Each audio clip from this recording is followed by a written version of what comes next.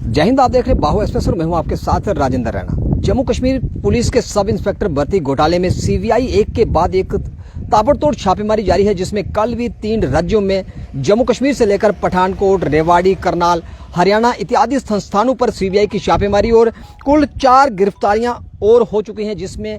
आपको बता दें कि एक बीएसएफ के कमांडिंग अधिकारी से लेकर 4 और गिरफ्तारियां और कुल 17 लोग अभी तक इस भर्ती घोटाले में जो लोग लिप्त थे, जो लोग शामिल थे, उनकी गिरफ्तारी आज तक हुई है। और 17 लोगों की गिरफ्तारी के बाद सीबीआई लगातार रिकॉर्ड को खंगालने के लिए और जो लोग इस प्रकार के भर्ती घोटाले के अंदर लिप्त थे उनकी धरपकड़ के लिए सीबीआई ने छापेमारी और तेज कर दी है। जिस प्रकार से जम्मू कश्मीर के अंदर एक के बाद एक भ्रष्टाचार के बड़े खुलासे हो रहे थे और राज्य प्रशासन, जम्मू कश्मीर के एलजी प्रशासन के द्वारा सीबीआई की जांच की सिफारिश के बाद केंद्रीय जांच ब्यूरो एजेंसी द्वारा इस पूरे घटना पर और इस पूरे प्रकरण से पर्दाफाश करने के लिए सीबीआई ने जम्मू कश्मीर से लेकर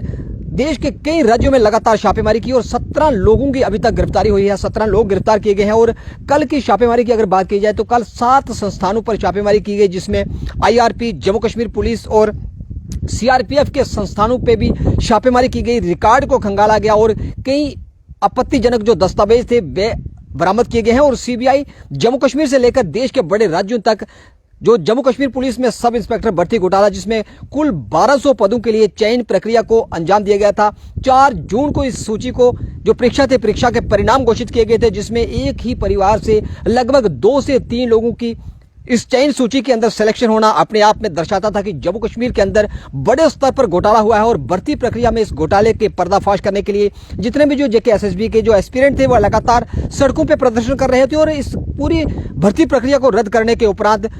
सीबीआई की इंक्वायरी की मांग जो थे एस्पिरेंट लगातार कर रहे थे। आखिरकार उनकी मांग को सुना गया। सीबीआई ने इस पूरे मामले को अपने हाथ में लिया और सीबीआई की छापेमारी के बाद बड़े स्तर के अधिकारी और कई और अधिकारी नकाबपोश होने की कगार पे हैं और कुल 17 लोग अभी तक हिरासत में लिए गए हैं। जम्मू कश्मीर में चाहे पीएन की पोस्ट हो, चाहे एडमिनिस्ट्रेशन के अंदर हायर लेवल की पोस्ट हो, एक के बाद एक घोटाले और जम्मू कश्मीर जो घोटालों का हब बनता जा रहा था, जम्मू कश्मीर जो घोटालों की राज्य बनता जा रहा था। और इसके जीते जागते उदाहरण, जीते जागता सबूत जो थे, जम्मू कश्मीर के पूर्व राज्यपाल सत्यपाल मलिक द्वारा एक बयान में कहा गया था कि वे जिस भी फाइल को हाथ लगाते हैं उसमें घोटाले ही घोटाले नजर आते हैं। यानी कि जम्मू कश्मीर जो था भ्रष्टाचार का अड्डा बन चुका था। लेकिन जम्मू कश्मीर से जब से विशेष अधिकार की धारा जो थी, जब से उसको समाप्त किया गया और केंद्र के तमाम कानून जो थे जम्मू कश्मीर के अंदर लागू किए गए, उसके बाद जम्मू कश्मीर में भ्रष्टाचारियों की खैर नहीं। और जम्मू कश्मीर को भ्रष्टाचार मुक्त बनाने के लिए केंद्रीय जांच एजेंसियां लगातार जम्मू कश्मीर के अंदर,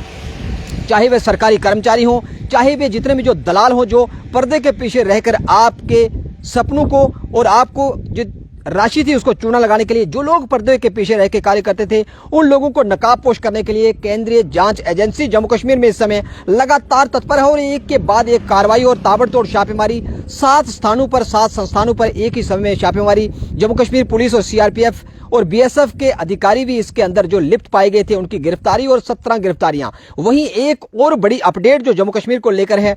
जिस प्रकार से बैक टू विलेज का कार्यक्रम जम्मू कश्मीर के अंदर चलाया गया था, जितने भी जो सीमावर्ती क्षेत्र थे, जिला थे और जितने भी जो गांव, ग्रामीण, देहात से जुड़े हुए लोग थे जो विकास की राह देख रहे थे, उनके लिए एक अच्छी खबर हम लेकर आए हैं कि बैक टू विलेज को लेकर एडमिनिस्ट्रेशन की ओर से, जम्मू कश्मीर के एलजी प्रशासन की ओर से आईएएस और केएस स्तर के अधिकारियों की नियुक्ति की गई थी। उनके लिए एक अपडेट है कि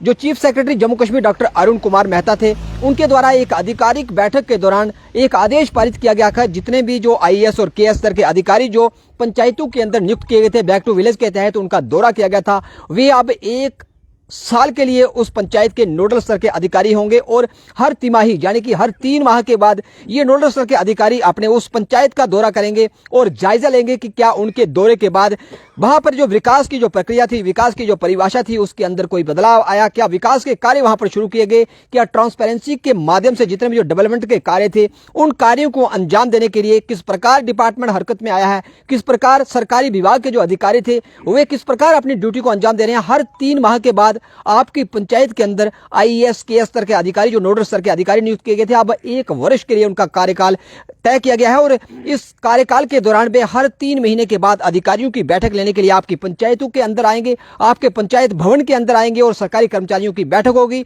विकास कार्यों का जायजा लिया जाएगा। और जो लोग हर बार राजनीति की भेंट चढ़ जाते थे, अब उनके सपने साकार होंगे और विकास जो था हर व्यक्ति तक पहुंचे, आखिरी व्यक्ति तक पहुंचे और विकास की कतार में जो खड़ा व्यक्ति तरस रहा था विकास के लिए, अब उस तक विकास पहुंचेगा। इसको अमली जामा पहनाने के लिए chief secretary doctor Arun Kumar Mehta का आदेश कि आपके पंचायत के अंदर नियुक्त अधिकारी 1 वर्ष तक आपका नोडल अधिकारी होगा और पंचायत में 3 माह के भीतर उसकी बैठक होगी और आपके सपने साकार होंगे, आपके घर तक भी डेवलपमेंट के कार्य पहुंचेंगे, आपके घर तक विकास पहुंचेगा और ट्रांसपेरेंसी के माध्यम से पहुंचेगा। ये अच्छी खबर जम्मू कश्मीर के लिए, विशेषकर गांव देहात के अंदर रहने वाले जितने भी जो लोग हैं उनके लिए अच्छी खबर कि अब आपके गांव में IAS KS स्तर के अधिकारी, प्रिंसिपल सेक्रेटरी स्तर के अधिकारी आपके गांव में 3 माह के भीतर आएंगे और 3 माह में आपके विकास कार्यों का, डेवलपमेंटल कार्यों का जायजा लेंगे। तमाम अपडेट्स के लिए आप देखते रहे बाबू वीडियो जर्नलिस्ट के साथ। बाबू के लिए मैं राजेंद्र।